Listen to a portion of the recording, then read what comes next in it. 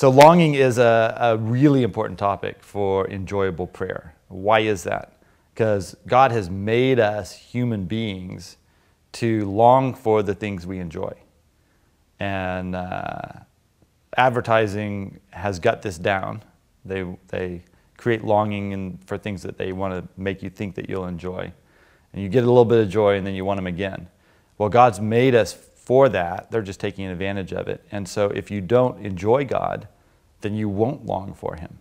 And for me, it was in a very pivotal moment in my walk with God when I realized I didn't really enjoy Him.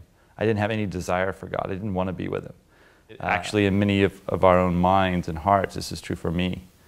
It's not okay to admit that you don't like God or you don't long for Him. So I think one of the really important things you can do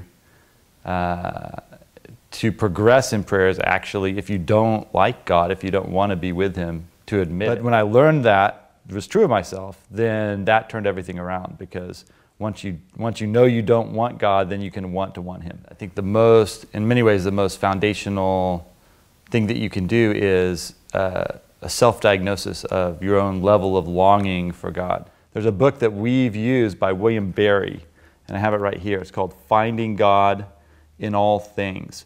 So this book is kind of a very simple progression of the process of learning to enjoy and trust God.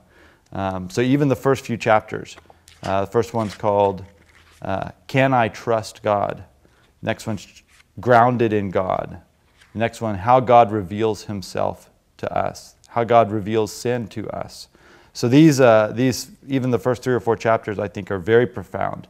It's also good for a small group because it has questions in the back of the chapter that are good discussion questions for a small group. So the book is called Finding God in All Things by William Barry.